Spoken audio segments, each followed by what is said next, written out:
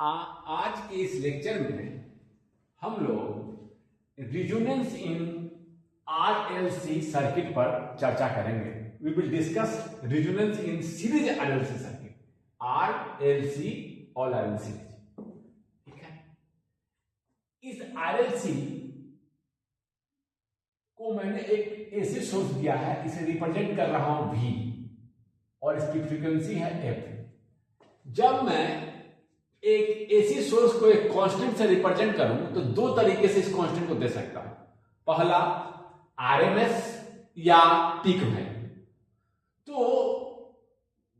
आप peak value से भी रिप्रेजेंट करें या आरएमएस से भी, आपको रिजोनेंस कंडीशंस के एनालिसिस में कोई दिक्कत नहीं होगी। ठीक है, हम जानते हैं कि पीक वैल्यू और आरएमएस रिलेटेड है आपस में। मैं यहां भी मेरा जो है आरएमएस वैल्यू को रिप्रेजेंट कर रहा है। किसको रिप्रेजेंट कर रहा है? भी एक कांस्टेंट से रिप्रेजेंट किया हूं, कांस्टेंट से रिप्रेजेंट किया हूं, यह भी आरएमएस को रिप्रेजेंट कर रहा है। समझे बात को? भी मेरा आरएमएस वोल्टेज है। तो मेरा यह एक करंट आई फ्लो कर रहा होगा, यह भी अब आरएमएस करंट है। ठीक है, मैं इससे रिप्रेजेंट कर रहा हूं इस एसी सोर्स को। अब देखिए एल सी, इसका रिएक्टेंस हम लिख सकते हैं एक्सएल ओमेगा एल, एक्सी 1/ओमेगा सी। यानी कि इसका रिएक्टेंस अगर हम जे के साथ लिखें तो जे एक्सएल जे एक्सी। जे क्यों लगाए हैं? क्योंकि यह फेज का इंफॉर्मेशन देता है। तो इसको हम इस तरह से लिखते हैं, यानी कि हम इसको कह सकते हैं हमारा जो रिएक्टेंस हुआ जे एक्सएल और इसका हुआ जे एक्सी। एक्सएल और एक्सी से ध्यान दीजिएगा, मैं एक्सएल और एससी से मैं यहां केवल मैग्नीट्यूड को दिखा रहा हूं, कंबाइन करके लिखेंगे ऐसे। तो इसको ऐसे लिख सकते हैं जे ओमेगा एल, और इसको यहां जे लगाया हूं तो यहां पर यानी कि एक सेकेंड आपने यहां पर ध्यान दीजिएगा, अगर जे एक्सी लिखा हूं तो माइनस जे एक्सी, ध्यान दीजिएगा। इसको लिख सकते हैं, इसको इसके रिएक्टेंस को कंबाइन करके कैसे लिखते हैं? 1/जे ओमेगा सी, ऐसे लिखते हैं ना। तो जे से मल्टीप्लाई कर देंगे तो माइनस जे एक्सी, यानी कि माइनस जे ऊपर कर दिए तो जे अपॉन ओमेगा सी। इस तरह से लिखते हैं रिएक्टेंस को। कैपेसिटेंस के इंडक्टर को इस तरह से लिखते हैं। एक्सएल और एक्सी को इससे मैं केवल यहां मैग्नीट्यूड दिखा रहा हूं। पूरा रिएक्टेंस लिखेंगे तो कैसे लिखेंगे? जे एक्सएल जे ओमेगा एल, जे 1/जे ओमेगा सी होता है, तो जे को ऊपर कर दिया मैं, जे से ऊपर नीचे मल्टीप्लाई कर दीजिए, इसी को लिखते हैं माइनस जे ओमेगा सी। ठीक है, तो इस तरह से रिप्रेजेंट कर दिया। इसको मैं अगर यहां रिप्रेजेंट करूं तो इस प्लेन पर, कॉम्प्लेक्स प्लेन पर, रियल एक्सिस, इमेजिनरी एक्सिस, ये हो गया आर का मैग्नीट्यूड, रेजिस्टेंस। एल को मैं यहां दिखाऊंगा एक्सएल, सी को मैं यहां दिखाऊंगा एक्सी। जैसे हम अब देखिए इस एक्सिस पर, जैसे ये इमेजिनरी कंपोनेंट देखिए एक्सएल एक्सी, तो दोनों का कंबाइंड क्या आएगा? एक्सएल आपका ऊपर है देखिए, फिर दोनों में 180 डिग्री फेज का अंतर है। एक्सएल इधर, एक्सी माइनस जे, यानी कि इधर है ना। तो कंबाइंड करके लिखते हैं हम, ये एक्सी इधर दिखाएंगे, एक्सएल यहां दिखाएंगे। तो मान लीजिए कंबाइंड जो एक्स आया है वो ये एक्स जो मेरा है, मैग्नीट्यूड की बात कर रहा हूं, तो कितना आ जाएगा आपका एक्सएल माइनस एक्सी। इस फ्रीक्वेंसी, इसी फ्रीक्वेंसी पर एफ पर ये ऑपरेट कर रहा था। ठीक है, तो हम इसको डायग्राम पे कैसे दिखाएंगे? ये मेरा है जेड, ये है नेट रिएक्टेंस एक्स, एक्सएल मान लीजिए एक्सएल इतना आता, एक्सी इतना आता, तो XL minus XC, XL minus ये एक्सी होता, यहां कहीं एक्सएल होता तो एक्सएल माइनस एक्सी, ये आपका नेट रिएक्टेंस। एक्स क्या दिखा रहा है? XL minus XC. इधर है आपका, इसे मल्टीप्लाई किए 1/ओमेगा सी को, तो यहां कुछ आएगा वैल्यू, ओमेगा एल मल्टीप्लाई किए तो यहां कुछ वैल्यू आएगा। दिस मान लीजिए इतना आता है, दिस माइनस इतना, समझे बात को? X net reactance XL minus XC, net reactance XL minus XC. Z को अगर हम ऐसे लिखे जेड कंबाइंड पूरे साथ तो R plus imaginary part J XL minus R plus जे ओमेगा एल माइनस 1, ये है मेरा जेड। ठीक है, तो ये जेड यहां पर ये जेड, हाँ यहां पर जो जेड दिखाया हूं मैग्नीट्यूड दिखाया हूं, मैग्नीट्यूड ऑफ जेड, ये मैग्नीट्यूड ना हो गया this square plus this square, R square plus XL minus XC का ऐसे रिप्रेजेंट करना। समझे बात, सारे रिप्रेजेंटेशन समझे। मेरा यहाँ एक्सएल ओमेगा एल है, एक्सी 1 बाय ओमेगा सी है, तो रिएक्टेंस को जब पूरा दिखाना हो तो जे लगा के हम दिखा। ठीक है, समझे बात को, कोई दिक्कत नहीं। तो ये चीज आर को यहां दिखाएंगे। अगर मैं भी दिखाता, वोल्टेज दिखाता तो आई इंटू आर करता, तो ये वोल्टेज होता है यहाँ का रजिस्टर के क्रॉस वोल्टेज, आई इंटू एक्स करता, एक ट्रायंगल आप खींच सकते हैं,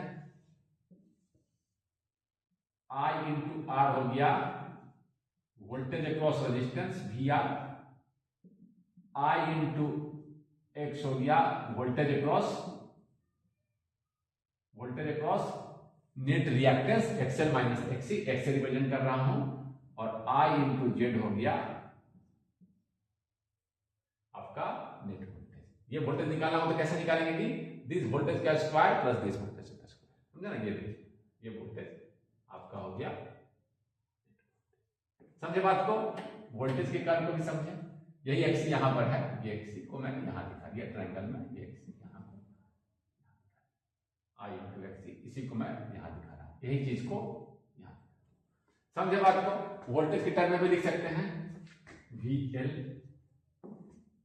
कोई दिक्कत नहीं, इस बात को ही समझ गए। एक और चीज मैं यहां दिखाना चाहूंगा, अगर मैं ऐसे लिखता तो वी आर कितना होता है जी, आई इंटू आर, वी एल कितना होता, पूरा कंबाइंड रिएक्टेंस के साथ लिखो, फेज की इंफॉर्मेशन देखो। जब मैं मैग्नीट्यूड लिखता हूं तो फेज का इंफॉर्मेशन ये जे हटाता हूं, जे हटाता हूं, क्या हटा देता हूं, जे हटा देता हूं, केवल उसका मैग्नीट्यूड लिखता हूं। तो जे अगर जे के साथ लिखे तो J into XL into I, इसको ऐसे लिख सकते हैं I into XL at an angle of 90 degree लिख सकते हैं। यही पार्ट जब मैग्नीट्यूड लिखता हूं तो केवल यही पार्ट लिखता हूं। ये देखिए 90 डिग्री से फेज इसके अभाव में है, यहां दिखा रहे हैं, ये देखिए VL और VR में 90 का फेज दिख भी रहा है, VR और VL में 90। VR और यहां दूसरा चीज ध्यान दीजिए, VL और I वोल्टेज क्या करता है इंडक्टर में, इंडक्टर का जो करंट है उससे वोल्टेज लीड करता है, वोल्टेज करंट से लीड करता है। कैपेसिटर में लिखते हैं तो क्या लिखते हैं, माइनस जे एक्सी इंटू आई, वोल्टेज क्या होता है आई इंटू अपॉन, यही चलो एक्सी ही लिख देते हैं, एक्सी जे, यानी कि माइनस जे, चलो यहां से हटा के चलिए लिख दिए, वैसे इसी के साथ साथ at an angle minus 90 degree. ये देखिए वोल्टेज अक्रॉस कैपेसिटर क्या होता है, इंडक्टर से करंट से लैग करता है, करंट से हमने बताया कि चर्चा की वोल्टेज क्या किया है 90 से लैग कर रहा है, करंट से, जो करंट है उससे लैग कर रहा है। देख भी रहे हैं आप, देख रहे हैं, सारी चीज दिख भी रहा है आपको। हम बताए थे कि कैपेसिटर में कैसे ध्यान में रखने के लिए बोले थे, कैपेसिटर सी से आता है, इसमें करंट लीड करता है, करंट लीड करता है यानी वोल्टेज लैग करता है। देखिए ये अपने करंट से वोल्टेज क्या हो रहा है, कैपेसिटर का वोल्टेज लैग कर रहा है 90 डिग्री का लैग कर। इंडक्टर में देखिए क्या होता है, वोल्टेज लीड करता है, जैसे कैपेसिटर सी से याद रखा, सी कैपेसिटर करंट लीड करता है, इंडक्टर जस्ट उल्टा करंट लैग करेगा। देखिए बात को, और रजिस्टर में करंट और वोल्टेज सेम फेज में रहेगा, करंट और वोल्टेज सेम फेज में रहेगा। समझे बात को, इतना लिखिए पहले।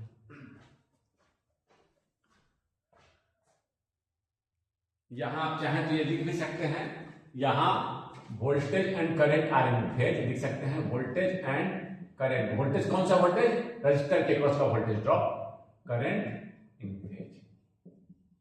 ये VL क्या है, ये वोल्टेज ड्रॉप अक्रॉस इंडक्टर, ये क्या होता है, वोल्टेज लीड्स यानी current lags, voltage leads the current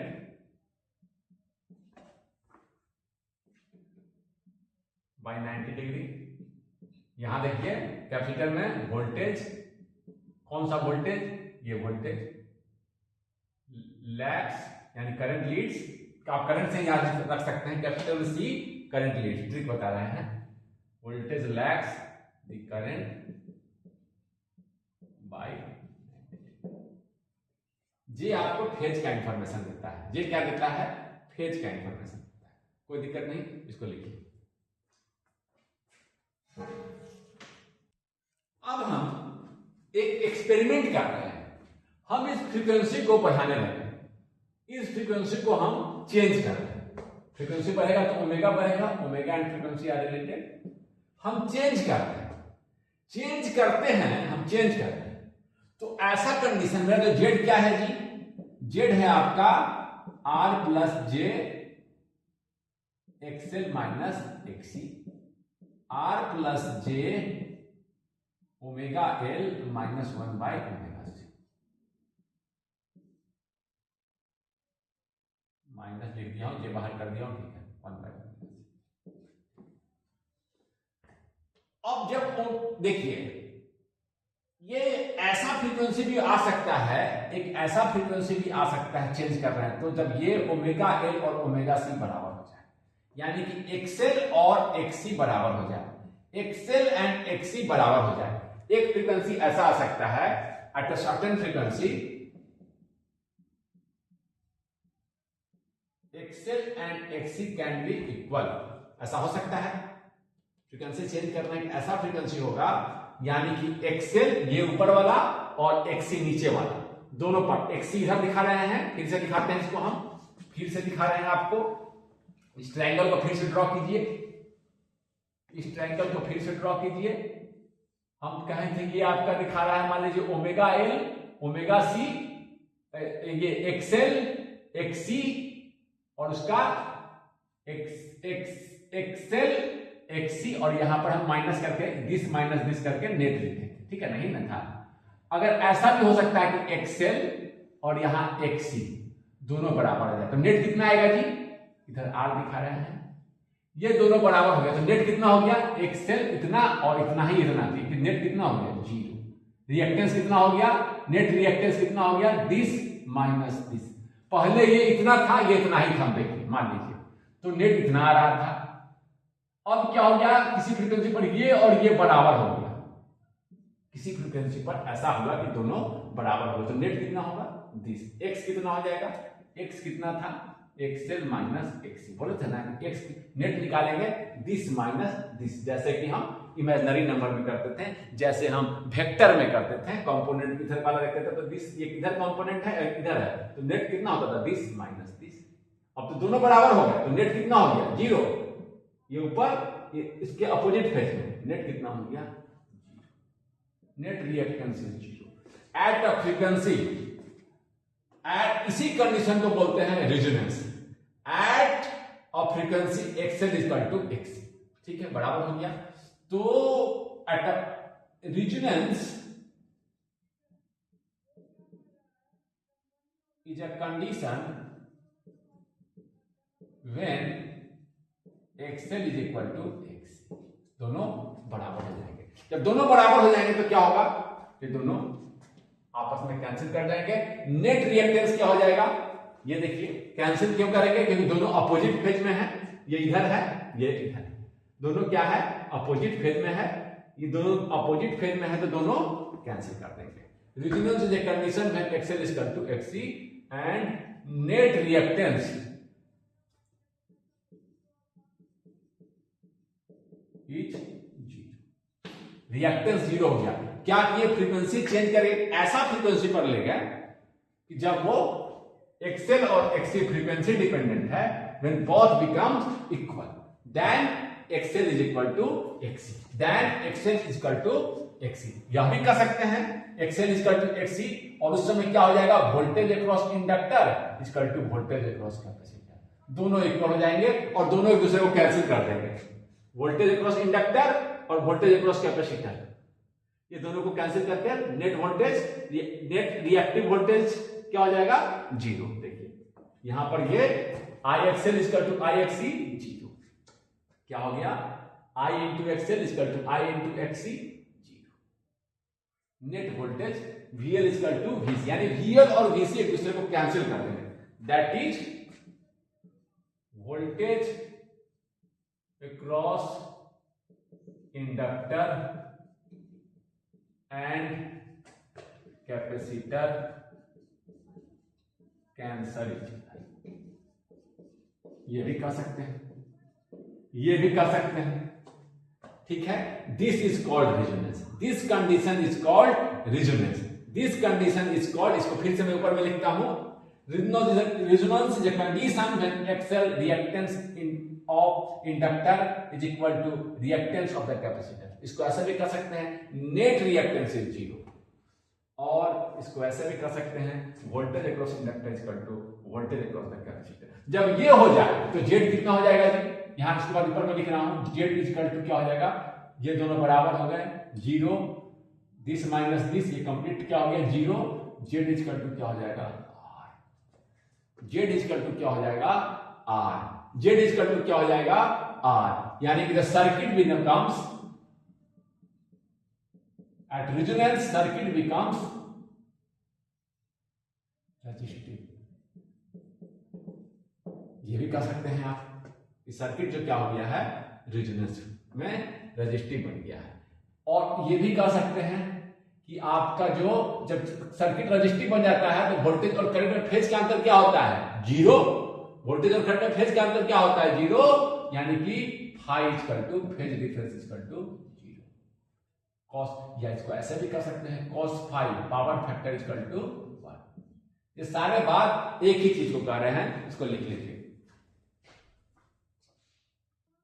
एक बात और लिख सकते हैं यहां पर, आप यहां तक लिख लिए, ये सारी चीज लिखे, XL equal to XC, VL equal to VC भी बोल सकते हैं, सर्किट बिकम रेजिस्टिव, या फाई इक्वल टू 0, फाई मतलब फेज का difference, there is no phase difference between current and voltage. Phase का डिफरेंस कौन लाता था? ये पार्ट, जे वाला पार्ट, यही खत्म हो गया। या ऐसे भी निकाल सकते हैं, इमेजिनरी पार्ट बिकम्स 0, ऐसे भी बोल सकते हैं, imaginary part of Z, impedance का इमेजिनरी पार्ट क्या हो गया है? 0। जैसे बोलिए, हर बात देखी जा रहा है। एक चीज और हम लोग एक डिफिनेशन और जोड़ेंगे, at resonance, resonance is a condition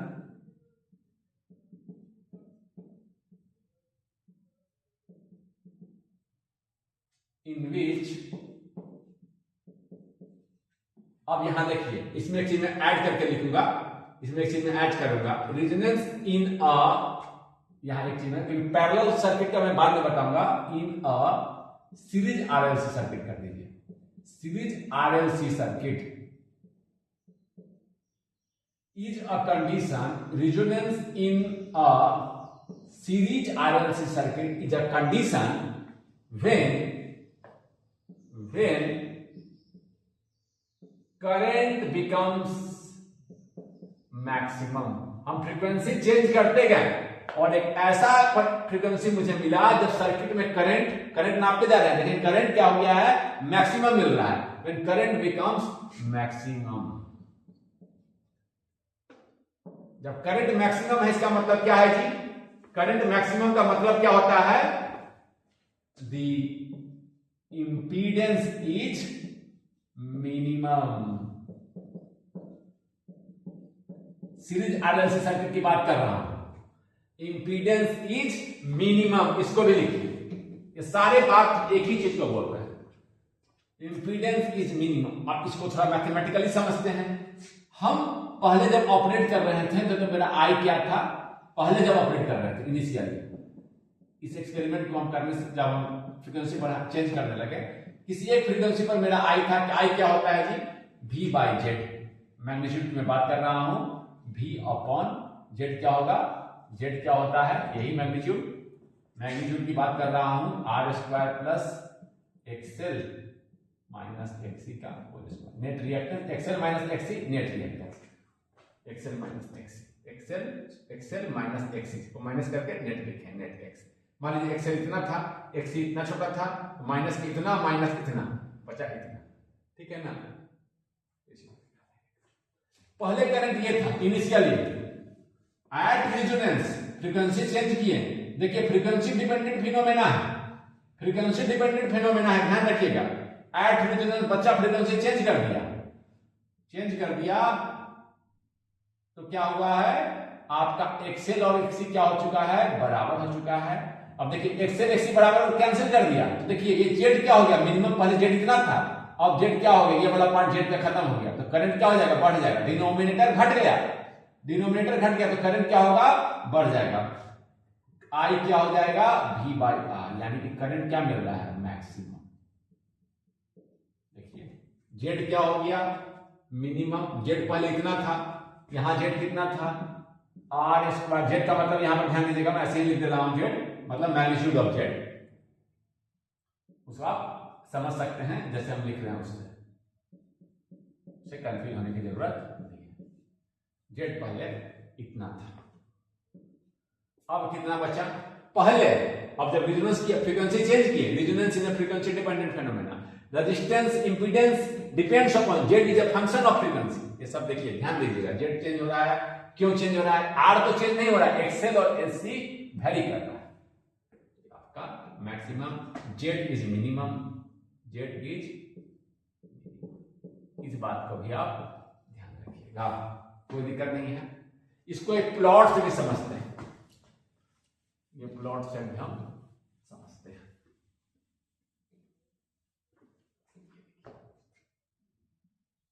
Z क्या है, फ्रीक्वेंसी डिपेंडेंट, फ्रीक्वेंसी या ओमेगा भी लिख सकते हैं, ओमेगा भी लिख सकते हैं, ओमेगा और 2 में बस एक 2 पाई का अंतर है। हम फ्रीक्वेंसी को चेंज करते हैं, हम फ्रीक्वेंसी को चेंज करते हैं। पहले जब फ्रीक्वेंसी कम रखेंगे तो क्या होगा जी, एक्सएल को यहां ध्यान दीजिए, लिखे हुए हैं ओमेगा इंटू एल, एक्सी क्या है, ओमेगा इंटू सी। जब कम फ्रीक्वेंसी पे कौन डोमिनेट करेगा, देखिए ओमेगा 0 करते जाएंगे तो एक्सी क्या होगा, इन्फिनिटी, देखिए, और जब ओमेगा इन्फिनिटी की तरफ ले जाएंगे तो क्या होगा, ये 0 हो जाएगा और ये देखिए इन्फिनिटी। देखिए दोनों एक कंडीशन में जेड इंपीडेंस को, जेड क्या कर रहा है, ये दोनों क्या कर रहा है, जेड को इंपीडेंस को, हाई पर भी इंपीडेंस हाई है, ये वाला डोमिनेट कर जा रहा है, लो पर ये वाला डोमिनेट कर जा रहा है। दोनों पे देखिए आप खुद भी देख पा रहे हैं, ओमेगा टेंड्स टू इंफिनिटी कर रहा है तो ये डोमिनेट कर रहा है, ये इंफिनिटी की तरफ चल रहा है। ओमेगा इंफिनिटी की तरफ टेंड कर रहा है तो एक्सएल कहां जा रहा है, इंफिनिटी की तरफ, एक्सी क्या हो रहा है, 0 की तरफ। ठीक है, बहुत अच्छा।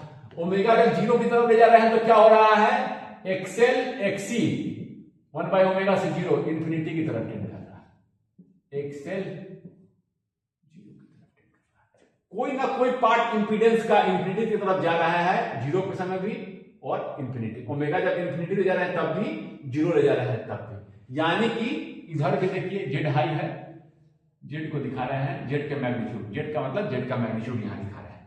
इधर भी जेड हाई है, इधर इंफिनिटी है, और इधर भी जेड हाई है,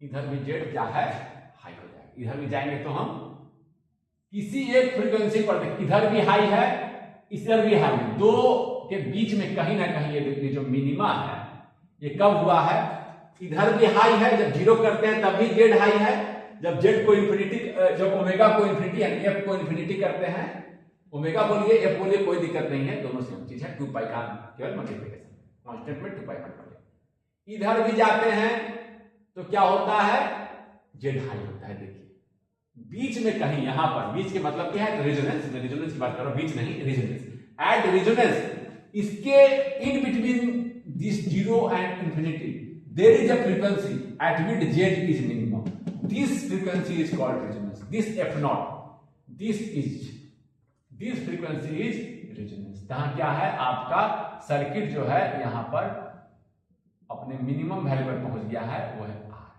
z जो है मिनिमम वैल्यू पर पहुंच गया है, वो है r। यहां ध्यान दीजिए, फिर से मैं दिखा रहा हूं, ये r है, देखिए अगर एक्सएल माइनस एक्सी देखिए 0 हो गया तो केवल क्या बचा, resistance, R plus R, Z का मैग्नीट्यूड लिख रहा हूं, ठीक है, आर यहां पर देखें हम लिख ही चुके हैं, जेड का मैग्नीट्यूड, हाँ लिखना क्या है, यहां लिखेंगे, समझ के बात को। जेड जो है यहां पर इस रेजिस्टेंस पर क्या बन रहा है, केवल रेजिस्टिव, एट रेजिस्टेंस जेड क्या बन रहा है, Z is minimum equal to R. यही फ्रीक्वेंसी इसी फ्रीक्वेंसी को क्या बोलते हैं, रेजोनेंस। और यहां जब करंट देखेंगे हम, जब रेजिस्टेंस मिनिमम है तो करंट क्या होगा, जब इंपीडेंस मिनिमम है तो करंट क्या होगा, मैक्सिमम। यहां पर करंट क्या होगा, मैक्सिमम। जो आई है मैक्सिमम हम निकाले हैं, आई आपका क्या होगा, मैक्सिमम। करंट क्या हो जाएगा, देखिए करंट क्या है, आई मैक्सिमम। तो आई का प्लॉट खींचे, जेड ज्यादा है, जेड इंफिनिटी का मतलब क्या, जेड अगर ज्यादा हो गया, इंफिनिटी हो गया तो क्या हो जाएगा, करंट जीरो। यही पार्ट है ना, यही पार्ट चेंज कर रहा है, फ्रीक्वेंसी चेंज कर रहा है तो ये चेंज नहीं कर रहा है, केवल ये वाला पार्ट चेंज कर रहा है। जो मिनिमम मिला है वो मिनिमम क्या है, आर। ऐसे ये प्लॉट भी आप ध्यान रखें। दूसरी बात यहां ध्यान रखेंगे, इधर कौन डोमिनेट किया था 0 पर, जी कैपेसिटेंस डोमिनेट किया था, कैपेसिटेंस का वैल्यू बढ़ गया था। तो इधर सर्किट क्या है, कैपेसिटिव, इधर क्या है, इंडक्टिव। क्यों, क्योंकि देखिए ओमेगा ये वाला पार्ट बढ़ रहा है, जो बढ़ेगा वही डोमिनेट कर रहा है। ये बढ़ गया, कम करते हैं, देखिए डोमिनेटर पे है तो एक्स ही बढ़ता है, नीचे वाला घट रहा है, डोमिनेटर घट रहा है तो ये बढ़ रहा है ना। जब कम करते हैं तो एक्स ही बढ़ता है, देखिए बढ़ गया। तो कैपेसिटिव सर्किट में करंट क्या होता है, करंट लीड करता है। तो यहां लीडिंग करंट लीड्स, करंट क्या करेगा, leads the voltage across capacitor. यहां क्या होगा इंडक्टर में, इधर क्या होगा, करंट लैग करेगा, lag the voltage across inductor.